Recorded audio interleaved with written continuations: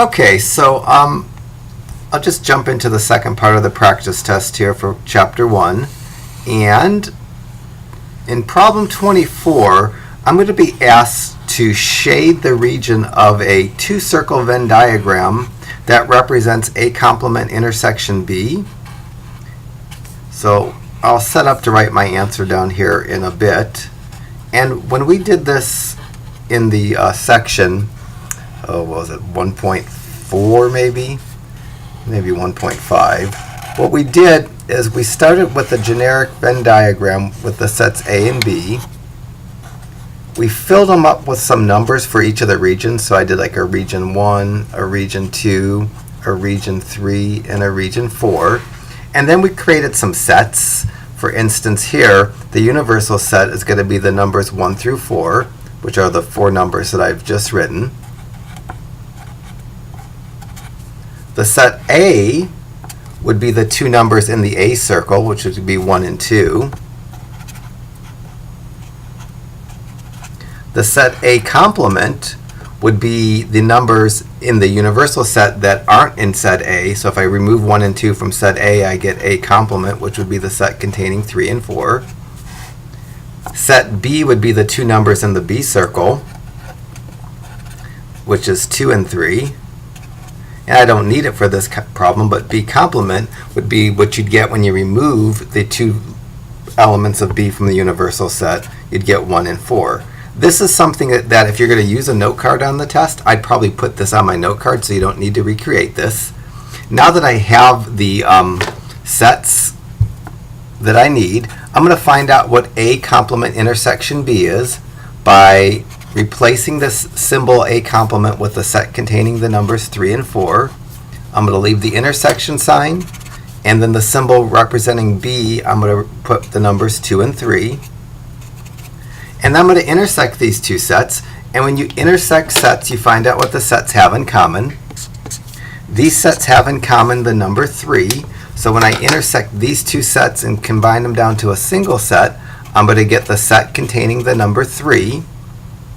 And that immediately is going to help me get my answer. The answer that I'm going to write is going to shade the region that corresponds to the number 3, and that's going to be kind of this part of the B circle, the part of the B circle that doesn't overlap with the A circle. And that would be all I'd write for my answer to question 24. Question 25 wants me to do the same sort of thing, create a sketch of the regions that are defined by A union B intersection C complement. And to do this, I'm going to draw a 3-circle Venn diagram in my answer, and I always go and label my sets like that.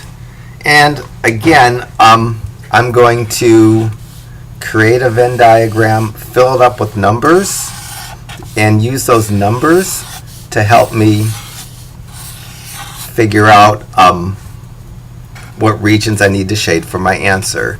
And this is another thing that you should probably just have on your note card so you don't need to take the time to recreate this. But I'm just going to do region 1, region 2, 3, 4, 5, 6, 7, and 8. So for this problem, the universal set would be the numbers 1 through 8.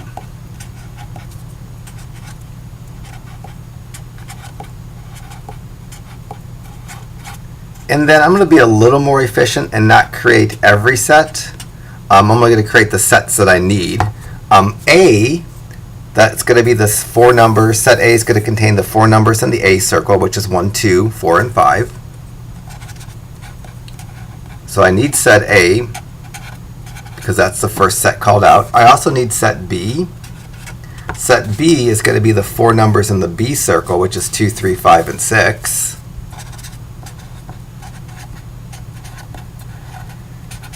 I think I could get C complement. C complement would be any number that's not in the C circle. So if I cover up the 4 numbers in the C circle, what I have exposed is C complement. C complement is going to be 1, 2, 3, and 8. So I've just created the 3 sets I'm going to need to answer question 25. And now let me work from left to right. I'm going to first find A union B. And to do A union B, I'm going to take the A set, which is a set containing the numbers 1, 2, 4, and 5. And I'm going to union that with the B set, which is a set containing 2, 3, 5, and 6. I'm going to take those 8 elements and union them into one big set that has 8 elements, so 1, 2, 4, and 5, 2, 3, 5, and 6. If any number occurs more than once, I'll cross out the duplication. So I'm going to cross out the duplicate 5. And now I'm going to write the numbers in a nice order. I'm going to cross out the duplicate 2 as well. And I'm going to write the numbers in a nice order. So 1, 2, 3, 4, 5, 6. So the A union B part of this gives me the set containing 1, 2, 3, 4, 5, 6. So what I'm asked to do in this problem is to do A union B and then intersect it with C complement. Well, I can replace the A union B part of this with the set containing the numbers 1, 2, 3, 4, 5, and 6. Now I need to do my intersect, and I'm going to intersect with C complement, and in place of the symbol C complement, I'm going to write the set containing the numbers 1, 2, 3, and 8.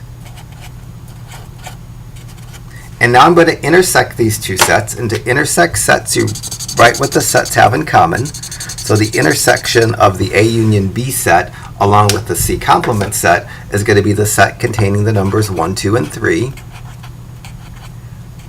These are the regions that I'm going to need to shade in my answer, and regions 1, 2, and 3 are kind of on the top of my diagram, so I'm going to shade those regions in. I'll call this my answer to question 25. So question 25 has region 1, region 2, and region 3 shaded in.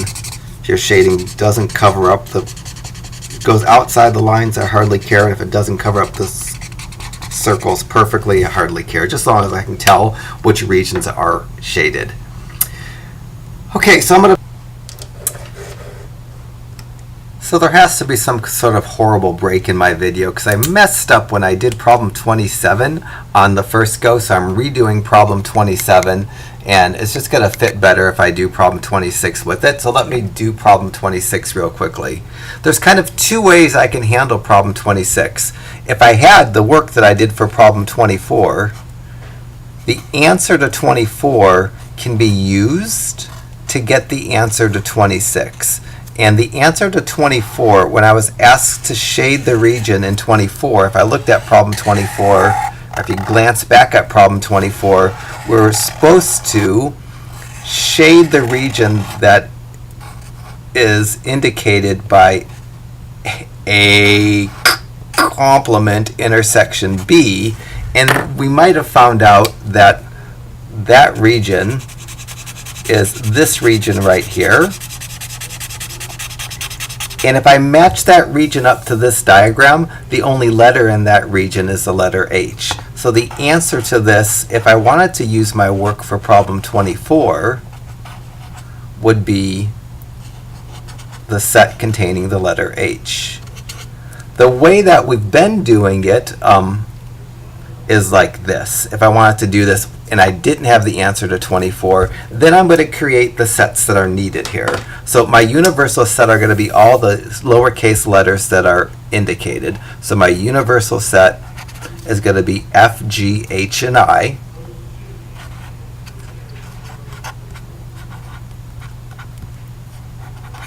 A is going to contain the letters A, F, and G.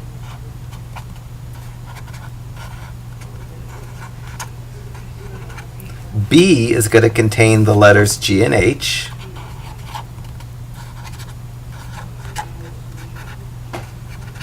And in order to find A complement intersection B, I better know what A complement is. And to find A complement, super easy to do. I just take A and remove it from the universal set. If I take A and remove it from the universal set, what I'm left with is A complement. So A complement is the set containing H and I. H and I. So in order to find A complement intersection B, I'm going to intersect set G and set A complement. So A complement intersection B is going to be the set that represents A complement, which is a set that contains the letters H and I.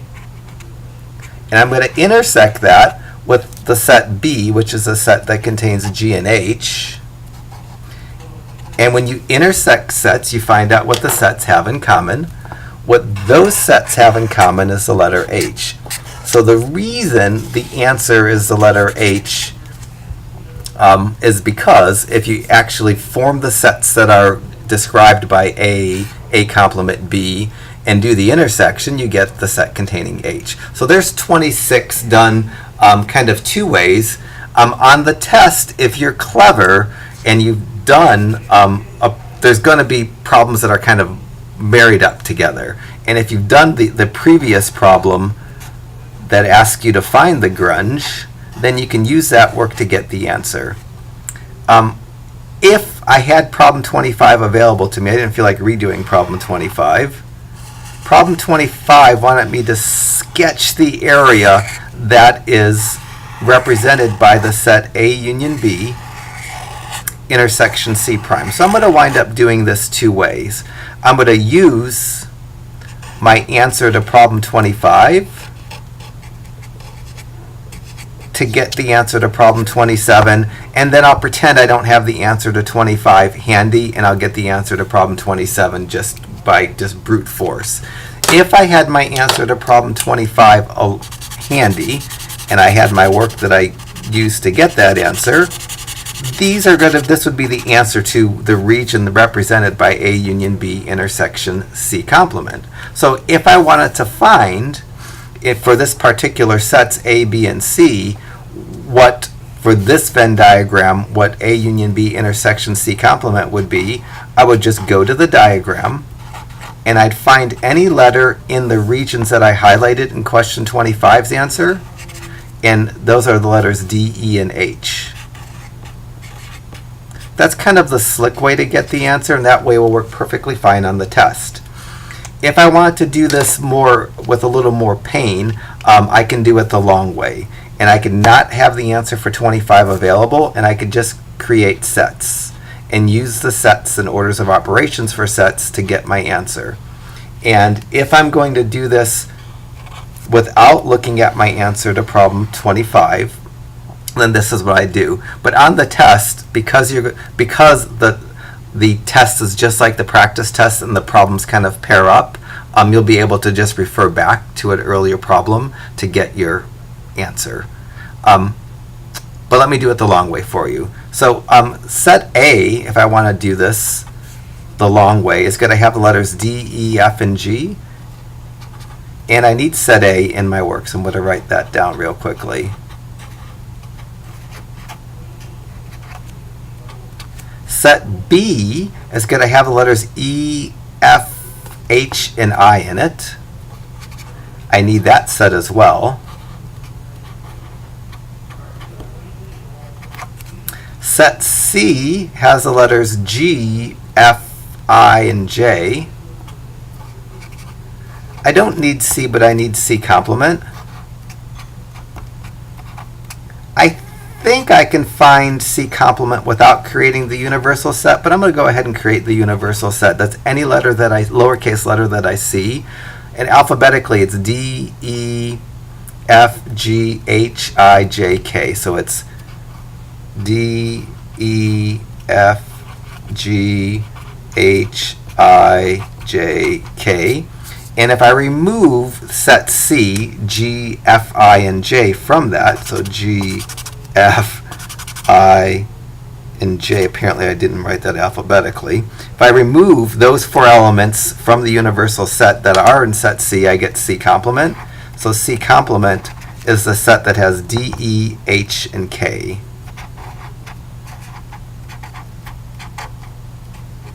So now I've created the sets that I need, and let me try to attack the problem. The problem wants me to find A union B intersects C prime, or C complement. Since there aren't any parentheses, I'm going to work from left to right, and first I'm going to do A union B. I'm going to leave this intersection C complement off to the side. To do A union B, in place of the A set, I'm going to write the set containing D, E, F, and G. And in place of B, I'm going to write the set containing E, F, H, and I. And of course, when I union two sets, I make a gigantic set that contains all the elements of both the sets written next to each other. So I took all the elements of A, and I'm going to follow them up with all the elements of B. And that's technically the intersection, but it certainly has way more stuff than it needs to. It doesn't need to have two E's. It doesn't need to have two F's. So I only write those once. And so the union of the sets A and B, if I clean it up and get rid of the duplication, is going to have the elements D, E, F, G, H, and I. And now I want to intersect that with the set C complement, and C complement is a set that contains D, E, H, and K. Now I have the final sets that need to be joined together. These are joined by intersection, so I want to find out what the sets have in common. Both sets have a D. Both sets have an E. Both sets have an H, but both sets don't have an F, so that's not part of my answer. Both sets don't have a G, that's not part of my answer. Both sets don't have an I, nor do they have a K. The three elements that these two sets have in common is going to get me to the answer to the question 27. And the answer to problem 27 is going to be the elements we have in common here, which is D, E, the elements D, E, and H. And that's exactly what I got in a kind of a lazy fashion by just glancing back at my answer to problem 25 and picking out the elements that correspond to the regions that I shaded in question 25. So I'm going to cut and paste problem 26 and 27 into the video. It's going to be kind of an awkward break, but hopefully this makes sense. Last couple problems are word problems.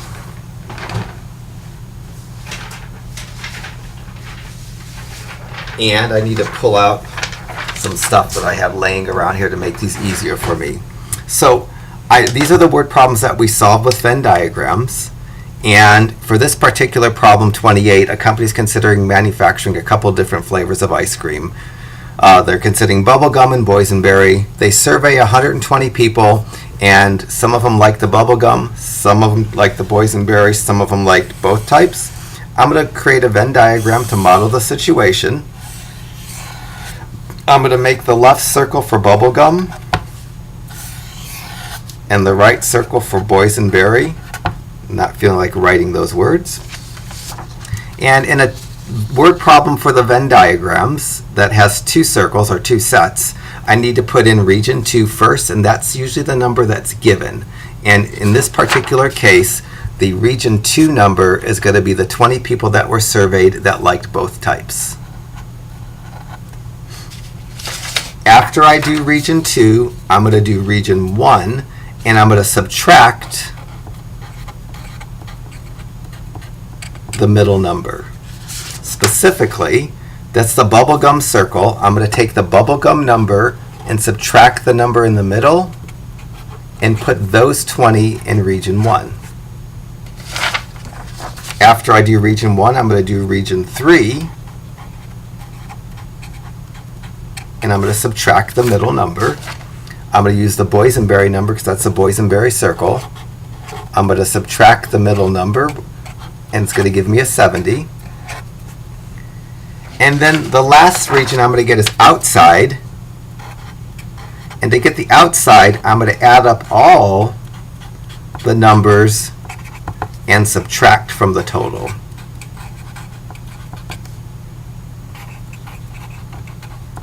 And the total is hidden in the sentence above.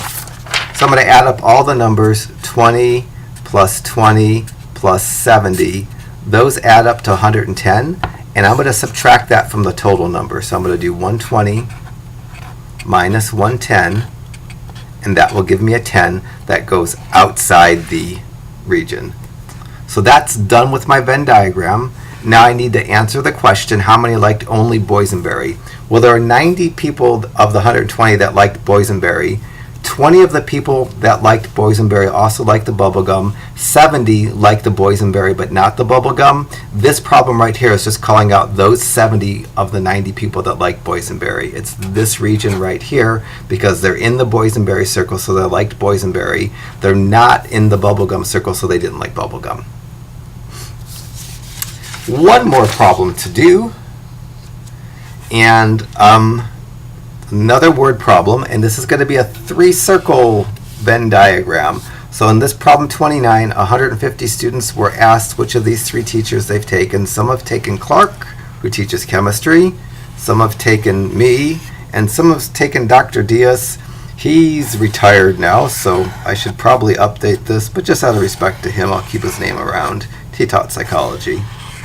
So I'm going to make a 3-circle Venn diagram, one for Clark, one for Grima, one for Dr. Diaz. And in a 3-circle Venn diagram, the first thing I'm going to fill in is region 5, and that's a given number. So for region 5, dead center, that's going to be the number of people that have taken all 3. This is going to go for region 5. There's going to be 5 of the 150 students that have taken classes from each of the 3 teachers. After this, I'm going to do region 2, which is right above, and I'm going to subtract the number in the middle. So region 2 is in between Clark and Grima, so I'm going to look for the number that has the names Clark and Grima, which is this 10, and I'm going to subtract the 5 that's in the middle, and that will give me a 5 in region 2. Next, I'm going to do region 4. I'm going to subtract the number in the middle. Region 4 is in between Clark and Diaz, so I'm going to look to the Clark and Diaz line, and I'm going to subtract the number in the middle, which is the 5, and 20 minus 5 is 15, and that's going to go right there in region 4. Next, I'm going to do region 6 and subtract the number in the middle. Region 6 is between Grima and Diaz, so I'm going to pull that number right there. I'm going to take that number 15. I'm going to subtract the number in the middle. 15 minus 5 is going to give me 10. And that will fill in that part of the diagram. Then I'm going to do region 1. I'm going to add up 3 numbers and then subtract. So to do region 1, because that's the Clark circle, I'm going to use that Clark figure right there. I'm going to add up these 3 numbers, the 15, the 5, and the 5, which are the numbers in the Clark circle. Those add up to 25. Those are the 3 numbers I'm going to add up.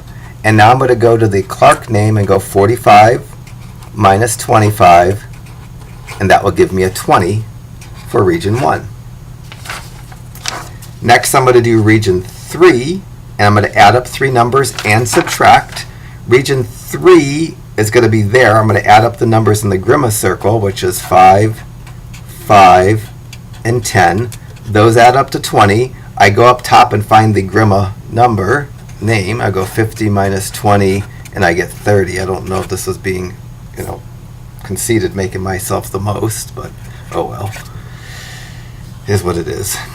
And then I'll do region 7. I'm going to add up 3 numbers in the Diaz circle and then subtract. So for region 7, the numbers I'm going to add up are the 15, the 5, and the 10 in the Diaz circle, and those add up to 30. And I'm going to subtract it from the Diaz name number, and it's 40 minus 30, which is 10.